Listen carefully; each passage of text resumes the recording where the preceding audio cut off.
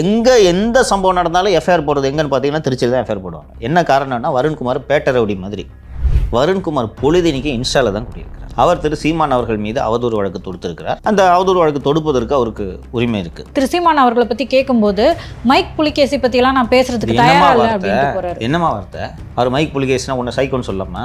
தேர்தல் ஆணையத்தால் அங்கீகரிக்கப்பட்ட கட்சின்னு ஒரு தலைவர் 100 விமர்சனம் இருக்குது திரு அண்ணன் திரு சீமான் மேலே. அவர் சீமான் ஏற்கனவே அவங்ககிட்ட சொல்லிட்டார்ல, ரெசின் பண்ணிட்டு வா, மோதி பார்த்துடலான்ட்டு. நில்லுங்க, ஒரு தொகுதியில் நில்லுங்க. சீமான் அதிகம் வாக்கு வாங்குறாரு, நீங்கள் அதிகம் வாக்கு வாங்குறீங்களான்றதை பார்த்துடலாம். சீமான் மற்றும் ஐபிஎஸ் வருண்குமார் 2 பேருக்குமான அந்த வார்த்தை போர்ன்றது தொடர்ந்து வந்த வண்ணம் இருக்கிறது. சீமான் ஒரு நாள் ஒரு பேட்டி கொடுக்குறாங்கன்னா அதுக்கு மறுநாள் வருண்குமார் ஐபிஎஸ் கொடுத்தே ஆவார். வருண்குமார் அவர்கள் கொடுக்குறாங்கன்னா சீமான் அவர்களும் கொடுப்பாங்க. இந்த வார்த்தை போர் எப்போ தான் முடியும்? லைக் இந்த மாதிரி எனக்கு நினைவு தெரிஞ்சு அரசு அதிகாரிக்கும் அதுவும் ஒரு காவல்துறை அதிகாரிக்கும் ஒரு அரசியல்வாதிக்கும் நேரடியான மறைமுகமாக இருக்கும். எனக்கு நீங்கள் போஸ்டிங் தரல, இல்லை என் மேலே எஃப்ஐஆர் போட்டிங்கன்னு இருக்கும். இப்படி நேரடியான வார்த்தை போர் மோதல் நடந்ததே இல்லை. உங்களுக்கு ஏதாவது தெரிஞ்சு நடந்திருக்கா? இது ஏன் இன்னும் தொடருது? 1991 காவல்துறையில் பணியில் சேர்ந்தேன். இப்போது வரைக்கும் எந்த ஐபிஎஸ் அதிகாரியும் வெளிப்படையாக அரசியல் கட்சி தலைவர்களை பற்றி கருத்து கூட கூறமாட்டார்கள்.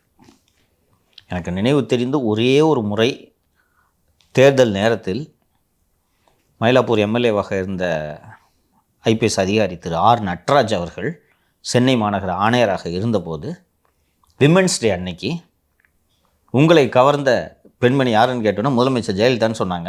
எலெக்ஷன் நேரம், எலெக்ஷன் கமிஷன் அன்றைக்கே மாற்றிச்சவர். எதுக்கு? இது அவங்க இந்த காண்டக்டை எப்படி பார்க்குறாங்கன்றதுக்கு உதாரணமாக இதை சொல்கிறேன். விமென்ஸ் டே அன்னைக்கு உங்களை கவர்ந்த பெண்மணி யாருன்னு முதல்வர் ஜெயலலிதா. ராஜா பெரிய பெரிய விமர்சனங்கள்லாம் ரவிக்குமார் அவர் நடராஜன் இப்படித்தான் அதிகாரி இருக்க வேண்டும். புரியுதா? இது ஒரு உதாரணம் சொல்கிறேன். ஒரு அதிகாரின்னா இப்படி தான் இருக்கணும். அன்னை தெரசான்னு சொல்லு, சிட்டிங் சீஃப் மினிஸ்டர் சொல்கிற. அப்போது ஒரு அதிகாரி உங்களை கவர்ந்த பெண்பணி இந்த மாநிலத்தின் முதலமைச்சர் என்பதை கூட சொல்லக்கூடாது. இதுதான் காண்டக்ட் ரூல்ஸ். இப்போ தான் எனக்கு இந்த இன்ஸ்டாகிராம்லேருந்து ஸ்க்ரீன்ஷாட் எடுத்து அனுப்பிச்சாங்க. வருண்குமார் பொழுதினிக்கு இன்ஸ்டாவில் தான் குடியிருக்கிறார். அவர் திரு சீமான் அவர்கள் மீது அவதூறு வழக்கு தொடுத்திருக்கிறார். அந்த அவதூறு வழக்கு தொடுப்பதற்கு அவருக்கு உரிமை இருக்குது. அவர்கிட்ட கேள்வி கேட்கும்போது அவர் சொல்கிறாரு, சார் இந்த வழக்கு போயிட்டுருக்கு, அதனால் நான் பேச மாட்டேன் அப்படின்னு. திரு சீமான் அவர்களை பற்றி கேட்கும்போது மைக் புலிகேசி பற்றியெல்லாம் நான் பேசுறதுக்கு தயாரா இல்லை அப்படின்ட்டு போகிறாரு. என்னமா வார்த்தை? அவர் மைக் புலிகேசினா உன்னை சைக்கோன்னு சொல்லாமா? தேர்தல் ஆணையத்தால் அங்கீகரிக்கப்பட்ட கட்சின்னு ஒரு தலைவர் 100 விமர்சனம் இருக்குது திரு அண்ணன் திரு சீமான் மேலே. அதை நாம் பண்ணலாம், மற்ற அரசியல் கட்சிகள் செய்து கொள்ளட்டும். அவர் சீமான் ஏற்கனவே அவங்ககிட்ட சொல்லிட்டார்ல, ரெசின் பண்ணிட்டு வா, மோதி பார்த்துடலான்ட்டு. நில்லுங்க, ஒரு தொகுதியில் நில்லுங்க. சீமான் அதிகம் வாக்கு வாங்குறாரா, நீங்கள் அதிகம் வாக்கு வாங்குறீங்களான்றதை பார்த்துடலாம். அன்னைக்கு பேசுங்க. நீங்கள் ஒரு விஷயம் நீங்கள் எல்லாம் புரிந்து கொள்ள மாட்டீங்க. ஏங்க அவருக்கு மட்டும் இதுக்கு உரிமை இல்லைன்னா உரிமை இல்லை. அதான் சார், பத்திரிகையாளர்கள் திரு சீமான் அவர்கள்கிட்ட கேள்வி கேட்கும்போது என்ன மட்டும் திரும்ப திரும்ப இந்த கேள்வி கேட்குறீங்க, வருண்குமார் ஐபிஎஸ் பற்றின கேள்வி என்கிட்ட மட்டும் கேட்குறீங்க. அவர் அதிகாரி, அவருக்கு மேலே இருக்க அதிகாரி நடவடிக்கை எடுக்க மாட்டேங்கிறாங்க, அதை பற்றி நீங்கள் கேட்டிங்களா அப்படின்னு கேட்குறாங்க. திரு சீமான் அவர்கள் சொல்வது 100க்கு 100 நியாயமானது. அந்த பத்திரிகையாளர்கிட்டே சொல்கிறேன்.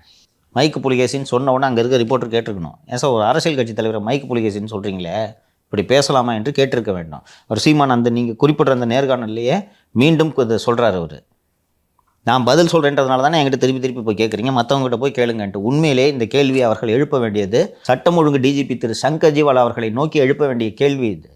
நான் ஏற்கனவே நமது நிகழ்ச்சியில் தான் நான் பதிவு செஞ்சுருக்கேன். தமிழக காவல்துறையில் இது போல் ஒரு இன்னெஃபிஷியண்ட்டான டிஜிபியை தமிழ்நாடு காவல்துறை பார்த்ததே கிடையாது. வேற ஒரு விஷயத்தையும் சொல்லியிருக்காரு சார், இதை ஏற்கனவே நம்ம சொல்லிட்டு தான் இருக்கோம்.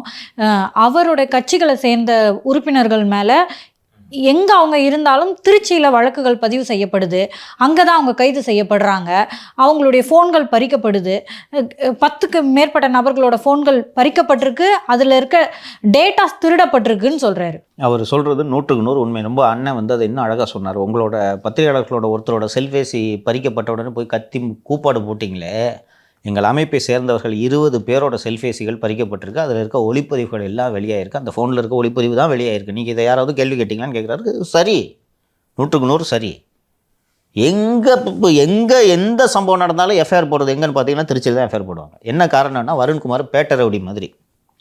இப்போ ஒரு டீசெண்டான ஆஃபீஸர் ஒருத்தர்கிட்ட லியோ மேலே ஒரு பொய் கேஸ் போட்டு உள்ளே போடுப்பான்னு சொன்னாலும் சார் தேவையில்லாத இந்த வேலையை நான் செய்ய மாட்டேன்.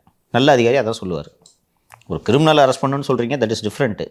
என் ஜூரிஸ்டிக்ஷனை விட்டுட்டு நாங்கள் லியோ மேலே வம்படியாக பொய் கேஸ் போடணுன்ற வேலையெல்லாம் நான் செய்ய மாட்டேன் சார்னு ஒரு நல்ல ஆஃபீஸர் சொல்லுவார்.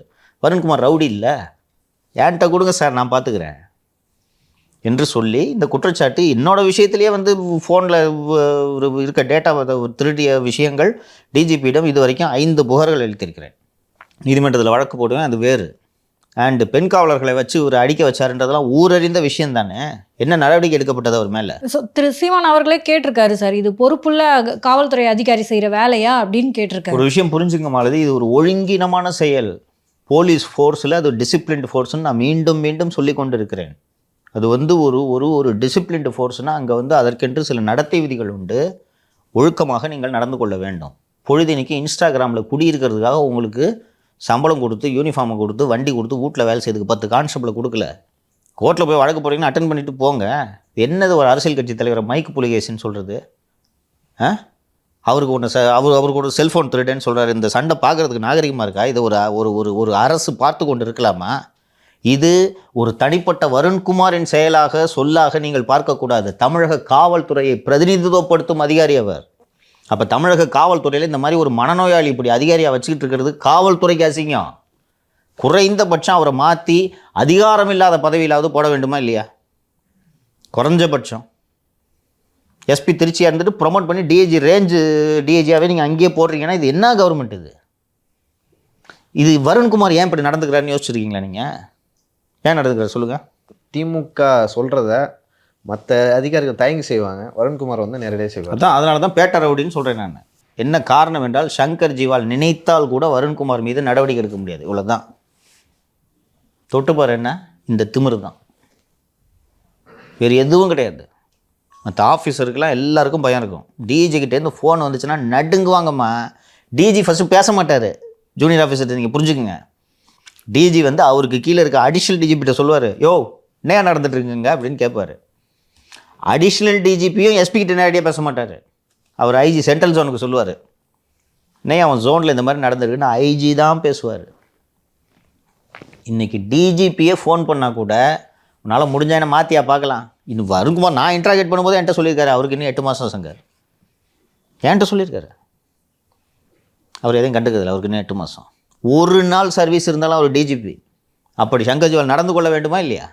இப்போது டிஜிபிக்கு, ஏடிஜிபிக்கு, ஒரு எஸ்பிக்கோ டிஐஜிக்கோ அச்சம் இல்லைன்னா இது கீழே பரவும்.